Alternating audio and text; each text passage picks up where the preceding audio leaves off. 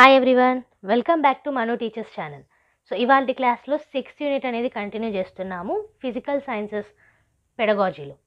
Okay, so already syllabus video అనేది upload అయింది. దాంతోపాటు 6th యూనిట్ అనేది స్టార్ట్ చేశాము. సెకండ్ సెమిస్టర్కి సంబంధించిన సబ్జెక్ట్ ఇది, బీఎడ్ వాళ్ళకి. ఇందులో కరికులం ఫ్రేమ్వర్క్ వరకు నేర్చుకున్నాము. ఇవాళ క్లాస్లో కరికులం గురించి నేర్చుకుందాం. సో ముందు క్లాసెస్ చూడలేదంటే కనుక ఒకసారి వీటిని చూడండి. వాటి కిందనే మీకు పీడిఎఫ్లో ఈ నోట్స్ అనేది ప్రొవైడ్ చేస్తాము డిస్క్రిప్షన్ బాక్స్ అండ్ కామెంట్ సెక్షన్లో. అక్కడ నుంచి ఫ్రీగా కూడా డౌన్లోడ్ చేసుకోవచ్చు. సో ఈ వీడియో కింద కూడా మీకు డిస్క్రిప్షన్ బాక్స్లో అండ్ కామెంట్ సెక్షన్లో ఈ నోట్స్ అనేది ఉంటుంది. ఒకవేళ మీకు కామెంట్ సెక్షన్లో లేకపోయినా డిస్క్రిప్షన్ బాక్స్లో కంపల్సరీగా ఉంటుంది. ఓకే, సో అక్కడ నుంచి ఫ్రీగా డౌన్లోడ్ చేసుకోండి. ఈ ఫ్రీ నోట్స్ కోసం లైక్ చేయకుండా మాత్రం వెళ్ళకండి. దాంతోపాటుగా ఒక సబ్స్క్రైబ్ కూడా చేసేసుకోండి కొత్తగా వచ్చిన వాళ్ళు. బీఎడ్ చేసిన వాళ్ళకి, చేయాలనుకున్న వాళ్ళకి, ఆల్రెడీ చేసేసిన వాళ్ళకి కూడా ఛానల్ ఎక్కువగా యూజ్ అవుతుంది. కంటిన్యూస్ అప్లోడ్స్ అనేవి ఉంటాయి. సో ఏది కూడా మిస్ కాకుండా చూడవచ్చు. సో ఇక్కడ చూసుకుంటే Derek Rowntree in a dictionary of education 1981 has defined curriculum as the total structure of ideas and activities developed by an educational institution to meet the needs of students and to achieve educational aims. So Derek Rowntree అనేవాళ్ళు మనకి ఒక dictionary of ఎడ్యుకేషన్లో 1981లో curriculum అనేది ఎలా define చేశారు? Okay, ఒక ఐడియాస్కి, యాక్టివిటీస్కి total structure ఇచ్చేది curriculum అనేది డిఫైన్ చేశారు. ఓకే, దాంట్లోనే మనకి ఎడ్యుకేషనల్ ఎయిమ్స్ కూడా అచీవ్ అవుతాయి స్టూడెంట్స్ ద్వారా అనేది. అండ్ అలాగే స్టూడెంట్స్ యొక్క నీడ్స్ని కూడా మనం ఫుల్ఫిల్ చేయొచ్చు త్రూ కరికులం. ఇది one of the definition. Thus, it is clear that curriculum covers not only the courses of study but also covers all the wider areas of individual and group life. So, curriculum ante only course లేదా ఒక subject లేదా 6 subjects ఇలా కాదు. Okay, every area అనేది cover చేస్తుంది, individual పరంగా అలాగే group life పరంగా. Okay, it also encompasses all the meaningful and desirable activities outside the school provided that these planned, organised and used educationally. So స్కూల్లోనే కాకుండా అవుట్సైడ్ ద స్కూల్ యాక్టివిటీస్ని కూడా plan చేస్తుంది. Okay, meaningful learning జరిగేలా చూస్తుంది, organise చేస్తుంది, educational పరంగా benefit అయ్యేలా చేస్తుంది. సో ఏమంటున్నారు ఇక్కడ ఇంకా? A good curriculum in fact is the sum total of good learning experiences that the pupils have in order to achieve the goals of education which determine the direction of these experiences. So ఇక్కడ good curriculum అనేది పిల్లల యొక్క good learning experience నుంచే వస్తాయి. ఆ good learning ఎక్స్పీరియన్సెస్ని good డైరెక్షన్లో పెట్టేది కూడా మళ్ళీ కరికులమే. ఓకే, ఇంకా చూసుకున్నట్టయితే ఎన్సీఆర్టీ గురించి చూద్దాం. వాళ్ళు ఇచ్చిన ప్రకారంగా కరికులం అంటే ఏంటో చూద్దాం. A curriculum may be regarded as the sum total of all the deliberately planned set of educational experiences provided to the child by the school. So NCERT వాళ్ళు ఏమంటున్నారు? కరికులం అనేది ఒక ప్లాన్డ్ ఎడ్యుకేషనల్ ఎక్స్పీరియన్స్ అంటున్నారు. అది కూడా మనం కావాలని చేస్తున్నాం. ఎందుకు? చైల్డ్కి అన్ని ఎడ్యుకేషనల్ ఎక్స్పీరియన్సెస్ని ఇవ్వడానికి. Next Albert A and Albert ఈ వీళ్ళు ఇచ్చిన కరికులం డెఫినేషన్ చూస్తే curriculum is the sum total of student activities which the school sponsors for the purpose of achieving its objectives. So ఈ ఎడ్యుకేషనల్ ఆబ్జెక్టివ్స్ని అచీవ్ చేయడానికి స్టూడెంట్ యాక్టివిటీస్ని plan చేసేది ఏంటి? కరికులం అనేసి అంటున్నారు. Okay, next Robert Burk and Water Cook ఏం చెప్పారో చూద్దాము. The sum of the educational experiences that children have in school. So educational experiences, పిల్లలకి స్కూల్లో అయ్యే ఎడ్యుకేషనల్ ఎక్స్పీరియన్సెస్ని కరికులం అనేసి Robert Burk and Water Cook గారు అంటున్నారు. ఓకే, నెక్స్ట్ చూస్తున్నట్టయితే కనింగ్హామ్ వీళ్ళు ఇచ్చిన ఈ కరికులం డెఫినేషన్ చూస్తే curriculum is a tool in the hands of the artist to mould his material in accordance with his ideas in his studio. So ఒక శిల్పి ఎట్లా శిల్పాన్ని మలుస్తాడో అలాగే టీచర్ కూడా ప్యూపిల్స్ని మలవాలి అనేసి అంటున్నారు. దానికి ఉపయోగపడే సాధనం ఏంటి? కరికులం. ఎవరన్నారు ఇది? Cunningham. Okay, curriculum is perhaps best thought of as sum total of all deliberately planned set of activities which facilitate learning and which are designed to implement specific educational aims. So certain educational aims అనేటివి fulfil అవ్వడానికి planned activities అనేటివి చేయడం curriculum అంటున్నారు. ఇంకా చూసుకుంటే it is a plan to explain what concepts are to be transacted and what knowledge, skills and attitudes are to be deliberately fostered. So ఏ knowledge ఇవ్వాలి, ఏ స్కిల్స్ ఇవ్వాలి, ఏ యాటిట్యూడ్స్ని డెవలప్ చేయాలి, ఎలాంటి కాన్సెప్ట్స్ని ఎక్స్ప్లెయిన్ చేయాలి, ఇవన్నీ కూడా కరికులం కిందకి వస్తాయి. Okay, It includes statements of criteria for selection of content and choice of methods for transaction of content as well as evaluation. ఇక్కడ కంటెంట్ సెలెక్షన్ ఉంటుంది, ఆ కంటెంట్ సెలెక్షన్ని ట్రాన్సాక్ట్ చేయడంలో చాయిస్ అనేది ఉంటుంది, మెథడ్స్ అనేటివి ఉంటాయి, దాంతోపాటుగా ఇవాల్యుయేషన్ కూడా ఉంటుంది. ఓకే, సో కరికులంలో ఇంకొన్ని పాయింట్స్ ఇవ్వడం జరిగింది, అవేంటో చూద్దాం. The general objectives of education at a particular stage or class. So particular క్లాస్కి సంబంధించి, లెవెల్కి సంబంధించి జనరల్ ఆబ్జెక్టివ్స్ని అచీవ్ చేయడం. Subject wise learning objectives and content. Subject ప్రకారంగా లెర్నింగ్ ఆబ్జెక్టివ్స్ని, కంటెంట్ని తీసుకురావడం. Course of studies and time allocation. ఎంత కోర్స్ ఉంది, దానికి ఎంత టైం ఉంది. ఓకే, టీచింగ్ లెర్నింగ్ ఎక్స్పీరియన్సెస్ని చేయడం, టీచింగ్ లెర్నింగ్ ఎయిడ్స్ని ఇవ్వడం, మెటీరియల్స్ని ఇవ్వడం, అండ్ అలాగే evaluation of learning and feedback to learners. Evaluate చేసి ఫీడ్బ్యాక్ ఇవ్వడం. ఇదంతా కూడా కరికులం తోటి ముడిపడి ఉంటుంది.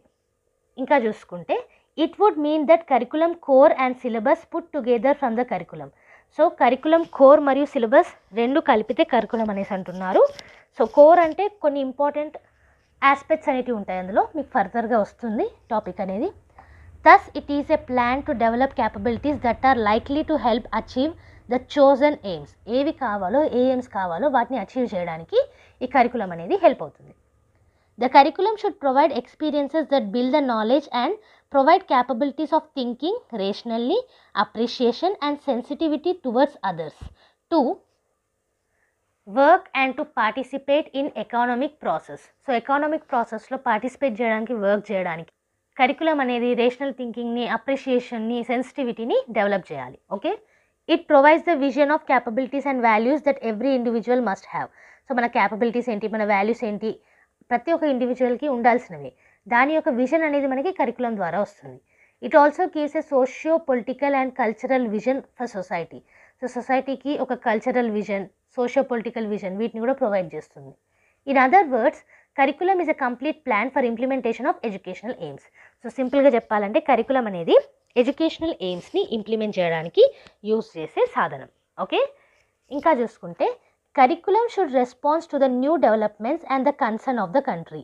సో కంట్రీలో ఉన్న కన్సర్న్స్ ఏంటి, ఇష్యూస్ ఏంటి, డెవలప్మెంట్స్ ఏంటి, వీరన్నిటికి కూడా కరికులం అనేది రెస్పాండ్ అవ్వాలి. The NCF 2005 provides following guidelines for curriculum development. So curriculum డెవలప్మెంట్కి సర్టన్ గైడ్లైన్స్ అనేది NCF 2005 ఇచ్చింది. NCF అంటే నేషనల్ కరికులం ఫ్రేమ్వర్క్. ఓకే, అవేంటో చూద్దాం ఇప్పుడు. ఇక్కడ చూసుకున్నట్టయితే NCF గైడ్లైన్స్ మనకి connecting knowledge to life out side school. So real life తోటి కనెక్ట్ చేయడం. స్కూల్ బయట కూడా మనకి ప్రపంచం ఉంటుంది కాబట్టి ఈ నాలెడ్జ్ని out side of the school తోటి కనెక్ట్ చేయడం. Ensuring that learning is shifted away from wrote methods. Memorisation బట్టి పెట్టడం పక్కన పెట్టేయాలి. Okay, enriching the curriculum to provide for overall development of children rather than remaining textbook centric. Only text book చూసి చదవడం కాకుండా overall development అనేది జరిగేలాగా చూసుకోవాలి. Making examination more flexible and integrated into class room life. So class రూమ్లో భాగంగానే examinations అనేటివి పెడుతూ ఉండాలి. సో ఫ్లెక్సిబిలిటీ అనేది ఉండాలి.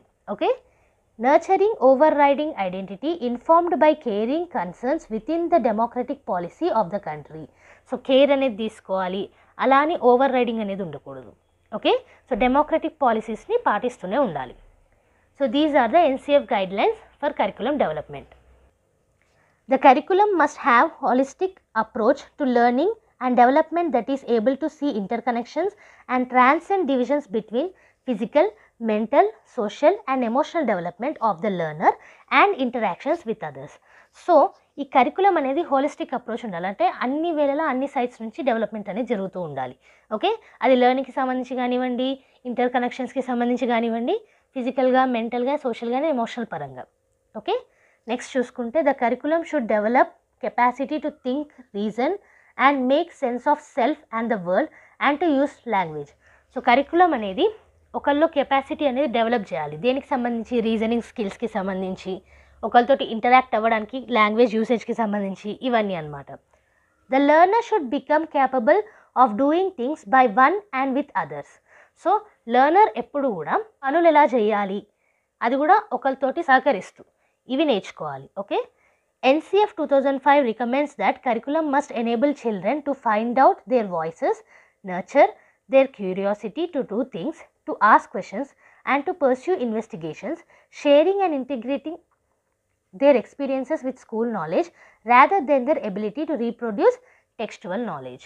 సో NCF 2005 వాళ్ళు ఏం రికమెండ్ చేస్తున్నారు అంటే పిల్లలు ఎప్పుడు కూడా వాళ్ళలో ఉన్న ఈ న్యాచురల్ క్యూరియాసిటీ ఏదైతే ఉంటుందో దాన్ని డెవలప్ చేసుకోవాలి, ఒకరితో ఒకరికి సహకారం అనేది ఉండాలి, క్వశ్చన్స్ అనేటివి అడగాలి, ఇన్వెస్టిగేషన్స్ చేయాలి, షేరింగ్ చేసుకోవాలి ఐడియాస్ని, అలాగే వాళ్ళకైన ఎక్స్పీరియన్సెస్ని స్కూల్ నాలెడ్జ్ తోటి రిలేట్ చేసుకోవాలి. ఇవన్నీ ఇంపార్టెంట్ అనేసి అంటున్నారు.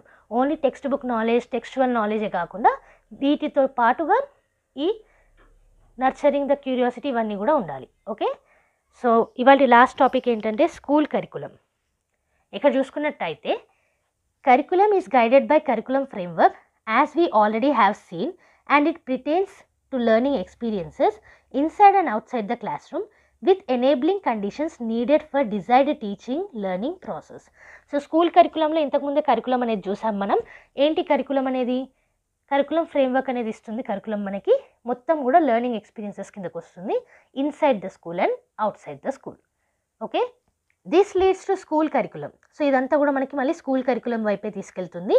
That is curriculum details. Curriculum యొక్క డీటెయిల్స్ మనకి స్కూల్ కరికులం. ఓకే, సో దాంట్లో ఏమేమి ఇంక్లూడ్ అయి ఉంటాయి అని అంటే సిలబస్ ఉంటుంది, టెక్స్ట్ బుక్స్ ఉంటాయి, టీచింగ్ లెర్నింగ్ మెటీరియల్స్ ఉంటాయి, రికమెండెడ్ క్లాస్ రూమ్ ప్రాక్టీసెస్ ఉంటాయి, అలాగే ఇవాల్యుయేషన్ స్కీమ్స్ ఉంటాయి.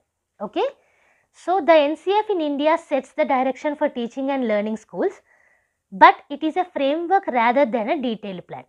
NCF అంటేనే నేషనల్ కరికులం ఫ్రేమ్వర్క్. సో ఒక ప్రణాళిక, ఓకే, డీటెయిల్డ్ ప్లాన్ కాదు, ఇది ఒక ఫ్రేమ్వర్క్ అనేది ఇస్తుందన్నమాట. This means that while every school curriculum must be clearly aligned with the intent of the NCF, schools have considerable flexibility when and while determining the details. So curriculum ఫ్రేమ్వర్క్ని మనం పాటించాలి. దాంతోపాటుగా curriculum ఫ్రేమ్వర్క్లో మనకి flexibility కూడా ఇచ్చారు ప్రతి స్కూల్కి. ఎందుకు అని అంటే అది మొత్తం ప్రణాళిక కాదు, జస్ట్ ఫ్రేమ్వర్క్ మాత్రమే, డీటెయిల్ ప్లాన్ కాదు. ఆ డీటెయిల్స్లో మనమే చూసుకోవాలి. They can draw on a wide range of ideas, resources and models.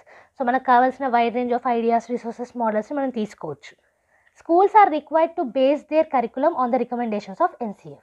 So ఈ ఫ్లెక్సిబిలిటీ అనేది మెయింటైన్ చేయొచ్చు, స్కూల్స్కి ఆ అర్హత కూడా ఉంది, కానీ ఈ NCF ఒక రికమెండేషన్స్ని కూడా బ్యాక్ ఆఫ్ ద మైండ్ పెట్టుకోవాలి.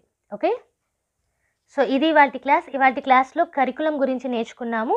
సో కరికులం గురించి ఇచ్చిన డెఫినేషన్స్ చూసాము, దాంతోపాటుగా అసలు కరికులంలో ఏమేమి ఇన్వాల్వ్ అవుతాయి అనేది చూసాము, దాంతో ఏమి యూజ్ అనేది ఉంటుంది చూసాము, అండ్ ఆల్సో స్కూల్ కరికులం ఏంటి అనేది కూడా చూసాం.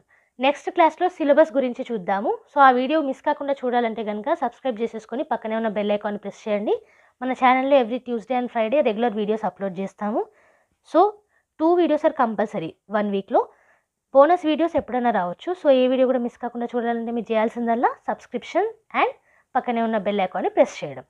మీ ఫ్రెండ్స్తో కూడా షేర్ చేసుకోండి, రికమెండ్ చేయండి ఛానల్ని, అండ్ అలాగే కామెంట్ సెక్షన్లో ఏమైనా డౌట్స్ ఉన్నా మెన్షన్ చేయొచ్చు. అండ్ నెక్స్ట్ వీడియోతోటి మళ్ళీ కలుద్దాం. అంతవరకు eat, sleep, learn and repeat. And thank you for watching. Bye bye.